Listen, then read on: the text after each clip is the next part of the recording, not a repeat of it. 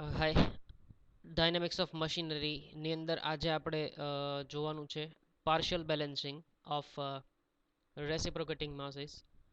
Last લેક્ચરની અંદર આપણે ઇન્ટ્રોડક્શન જોયેલું રેસિપ્રોકેટિંગ માસીસનું, જેની અંદર આપણે જોયું હતું કે પાર્શિયલ બેલેન્સિંગ કરવું પડે છે એ શું કામ, એ આજે જોવાનું છે. લાસ્ટ લેક્ચરમાં આપણે એના પ્રાઇમરી અને સેકન્ડરી ફોર્સિસ જે છે એ કઈ રીતે આવે છે એ આપણે ઇક્વેશન થ્રુ જોયું હતું.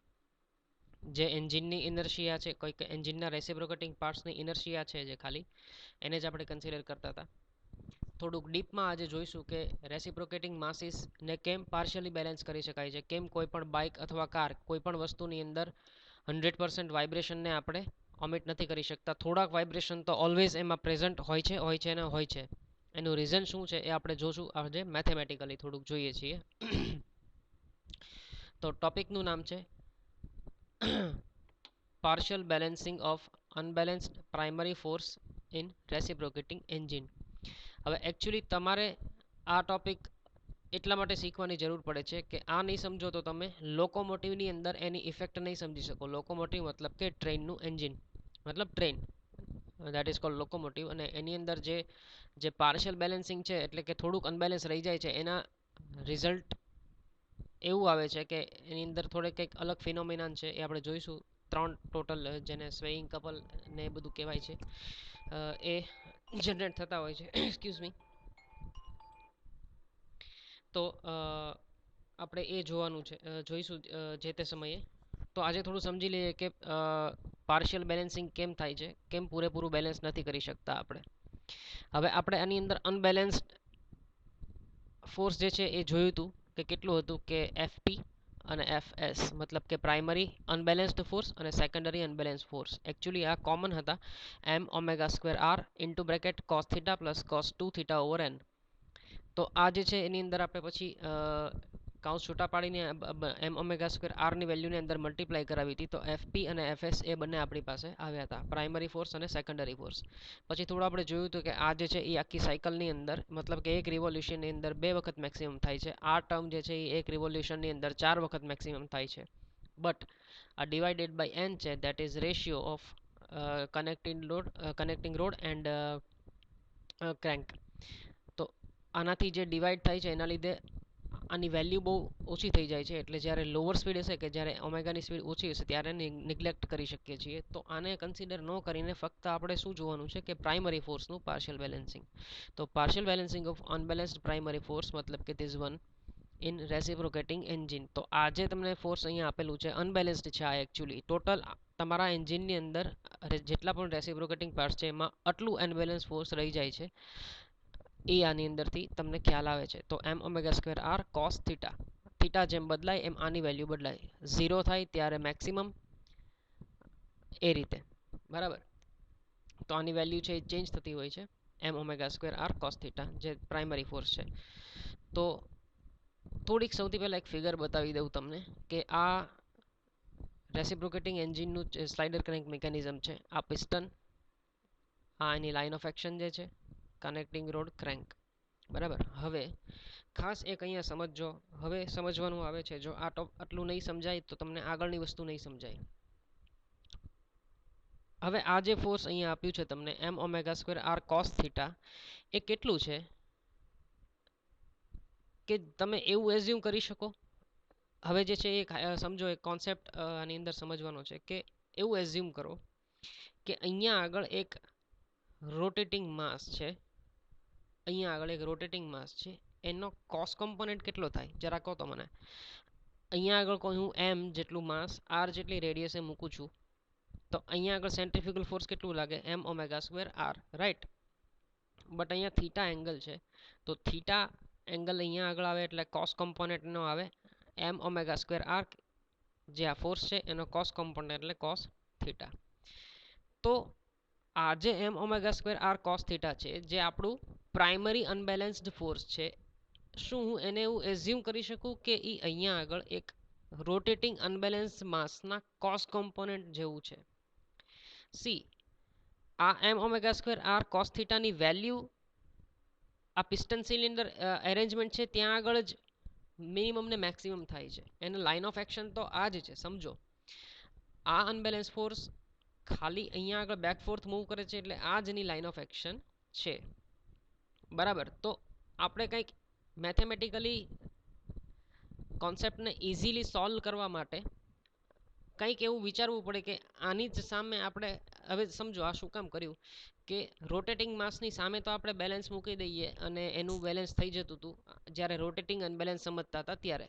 પણ હવે આપણી સામે કેસ કેવો છે કે રેસિપ્રોકેટિંગ માસ છે, તો એની સામે આપણે રેસિપ્રોકેટિંગ માસ તો નહીં મૂકી શકીએ ને. તો આપણે એવું કંઈક એઝ્યુમ કરવું પડશે કે જે આની જ સામે એક્ઝેક્ટલી તમને એટલું ફોર્સ આપે કે જેને આપણે આ જ લાઇન ઓફ એક્શનની અંદર મેક્સિમમ મિનિમમ થતું હોય. તો આ m omega square r cos theta એ આ લાઇન ઓફ એક્શન જે છે ત્યાં આગળ લાગે છે અને આ પિસ્ટન દ્વારા લાગે છે. પણ હું એને એવું એઝ્યુમ કરી શકું કે અહીંયા આગળ કોઈ એક ઇમેજિનરી રોટેટિંગ માસ છે એના કોસ કોમ્પોનેન્ટની જેમ જ આ જે છે એ ફોર્સ બિહેવ કરે છે. તો હવે આપણે શું કરીએ કે આખા કોન્સેપ્ટને એ રીતે જોઈએ કે અહીંયા આગળ એવું એઝ્યુમ કરો કે એક ઇમેજિનરી માસ છે એમ, જે આર જેટલી રેડિયસે છે, એનો કોસ કોમ્પોનેન્ટ છે એ આપણું અનબેલેન્સ્ડ ફોર્સ છે, બરાબર. અહીંયા આગળ એક માસ છે રોટેટિંગ માસ, એનો કોસ કોમ્પોનેન્ટ છે એ આપણું અનબેલેન્સ્ડ માસ છે, બરાબર. હવે આપણે ડાયરેક્ટલી આને કોઈ રીતે બેલેન્સ નહોતા કરી શકતા. અહીંયા આગળ પિસ્ટન હતો, એને આપણી પાસે કોઈ એવી મેથડ નહોતી કે જેને આપણે બેલેન્સ કરી શકીએ. બટ હવે મારી પાસે શું છે તો કે રોટેટિંગ માસ છે જેનો કોસ કોમ્પોનેન્ટને મેં એઝ્યુમ કર્યો છે કે જે આમ જ બિહેવ કરે છે, એની વેલ્યુ પણ m omega square r cos theta છે. તો આ કોમ્પોનેન્ટને હું બેલેન્સ કરવા માટે મારે શું કરવું જોઈએ તો કે અહીંયા આગળ રોટેટિંગ માસ એઝ્યુમ કર્યું છે એની સામે હું એક માસ મૂકી દઉં. બસ આ કોન્સેપ્ટ હતો એ આખો તમારે જે છે એ વ્યવસ્થિત સમજવાનો હતો. ન સમજાય તો ફરી વખત વિડીયો જોઈને સમજી લો, બટ આ કોન્સેપ્ટ સમજવો જરૂરી છે. ફરી વખત કહી દઉં, m omega square r cos theta જે છે એ આપણું અનબેલેન્સ છે, પ્રાઇમરી અનબેલેન્સ્ડ ફોર્સ છે જે એન્જિનના રેસિપ્રોકેટિંગ પાર્ટ્સ દ્વારા લાગે છે. બટ એનું મેથેમેટિકલી એનું બિહેવિયર એવું જ છે કે જેવું એક કોઈ રોટેટિંગ માસના કોસ કોમ્પોનન્ટ જેવું હોય. હું રિપીટ કરું છું વારે વારે, કોસ કોમ્પોનન્ટ, સાઇન કોમ્પોનન્ટની વાત કરી નથી મેં. તો એક રોટેટિંગ માસના કોસ કોમ્પોનન્ટ જેવું આનું બિહેવિયર છે. તો હવે હું આને બેલેન્સ કરી શકું ઇઝીલી. આપણે શું કામ આ કર્યું તો કે આપણે રેસિપ્રોકેટિંગ માસને ડાયરેક્ટલી કોઈ એની સામે રેસિપ્રોકેટિંગ માસ બીજું મૂકી શકીએ નહીં. તો આપણે શું કરવું પડે, આવું જ કરવું પડે કે એક માસ એઝ્યુમ કરી લો કે અહીંયા આગળ રોટેટિંગ માસ છે એના કોસ કોમ્પોનન્ટ જેવું છે. તો હવે શું થાય કે એની સામે હું એક બેલેન્સિંગ માસ મૂકીશ, જે તમને હું નેક્સ્ટ ફિગરમાં બતાવું છું, ધીસ વન. હવે શું થશે કે આની સામે હું માસ મૂકીશ બી જેટલું માસ અને કેપિટલ બી જેટલું માસ અને સ્મોલ બી જેટલી રેડિયસ છે, બરાબર. તો એ કેટલું થશે એની સેન્ટ્રીફ્યુગલ ફોર્સ બી ઓમેગા સ્ક્વેર બી, મતલબ માસ આ બી એમ માટે આનું માસ જે છે એ બી ઓમેગા સ્ક્વેર અને આરની રેડિયસની જગ્યાએ બી, મતલબ એની રેડિયસ છે.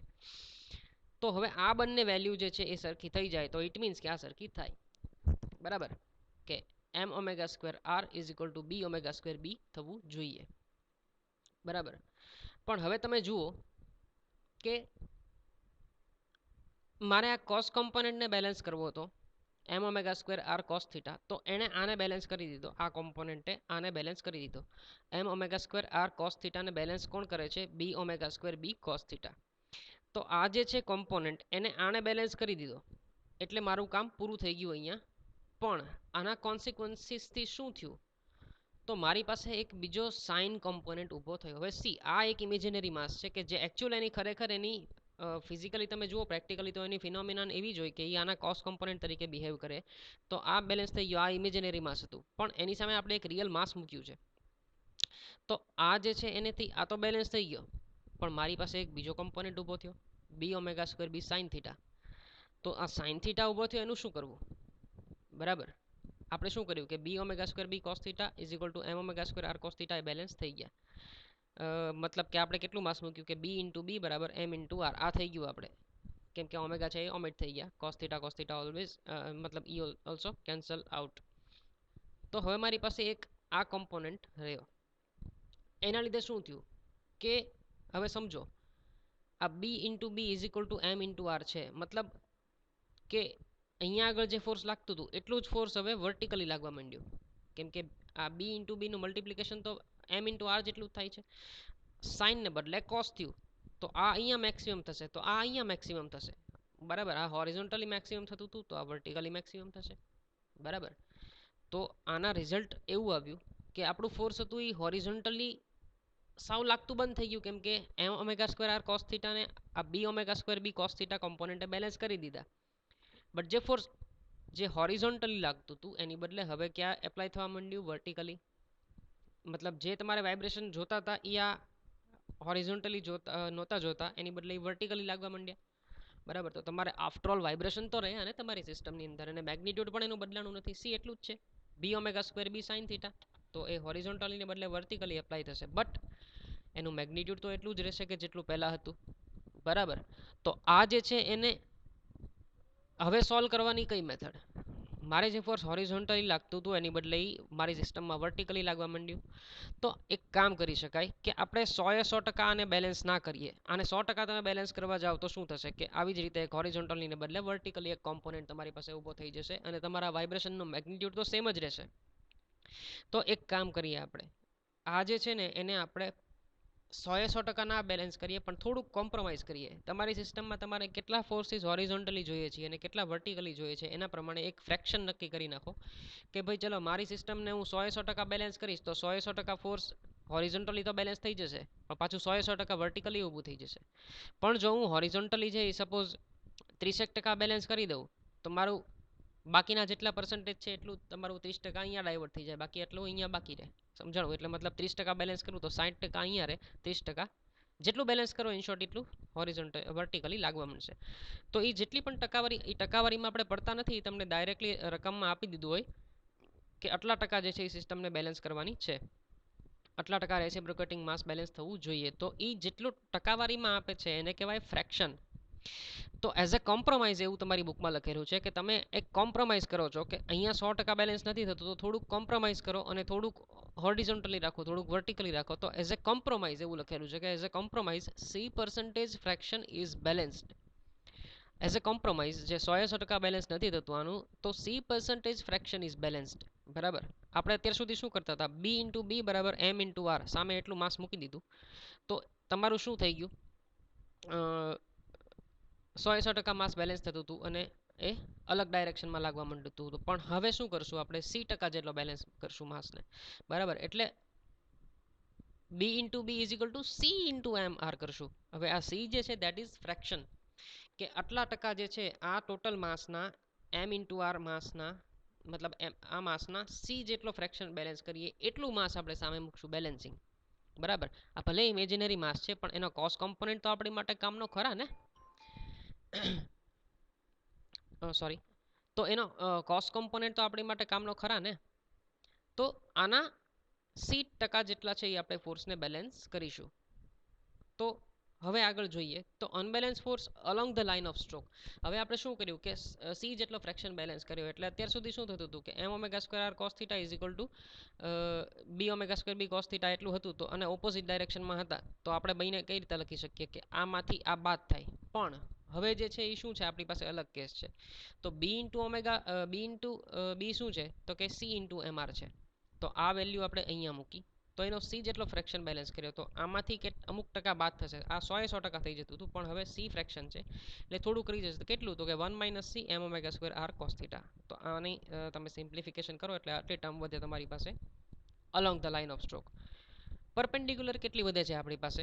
તો કે b omega square b sine theta, મતલબ કે ધીસ વન, અને ટોટલી જ એની સામે કોઈ કોમ્પોનન્ટ નથી પણ એ જે આ માસ છે એનો જ સી ફ્રેક્શન છે, એટલે આપણે લગી નાખ્યો અગેન કે c m omega square r sine theta.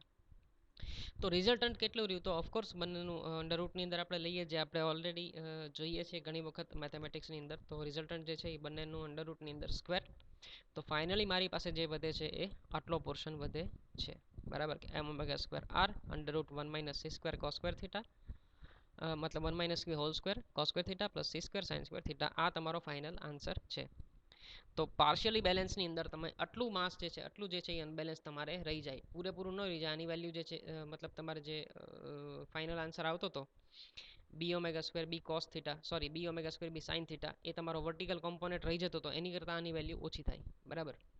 તો m omega square r under root this term is your final answer, કે આટલું અનબેલેન્સ છેલ્લે તમારે રહી જાય સિસ્ટમમાં. આટલું મેક્સિમમ તમે બેલેન્સ કરી શકો. હવે એ સીમાં તમે જેટલી વેલ્યુ મૂકો એટલું તમારે જોવાનું તમારે 30% બેલેન્સ કરવું છે, 40% બેલેન્સ કરવું છે, તો એ હોરિઝોન્ટલનું વર્ટિકલી કન્વર્ટ થશે. બીજો આનો કોઈ રસ્તો છે નહીં. અને આ જ એક રીઝન છે કે આપણે ક્યારેય રેસિપ્રોકેટિંગ માસીસને પૂરેપૂરા બેલેન્સ કરી શકતા નથી. હંમેશા એ પાર્શિયલી જ બેલેન્સ થાય છે, પૂરેપૂરા બેલેન્સ કરી શકીએ નહીં. અને કેટલું અનબેલેન્સ રહી જાય એની અંદર આ ટર્મ આપી છે એટલું. સીની વેલ્યુ તમે જેમ ચેન્જ કરો એમ પર્સન્ટેજ એના ચેન્જ થતા રહે. બરાબર. તો આની અંદર આટલું જોવાનું હતું આપણે. નેક્સ્ટ વિડીયોની અંદર જોઈએ we will see numerical or we will take another new theory. Let's see. Doubt હોય તો ઓલવેઝ પૂછતા રહ્યો, પૂછવાની ટેવ રાખો. અધરવાઇઝ મને નહીં સમજાય કે તમે ક્યાં અટકો છો એવું હોય તો મને વોટ્સએપ પર મેસેજ છોડી શકો છો. ડોન્ટ વરી, હું રિપ્લાય આપી દઈશ.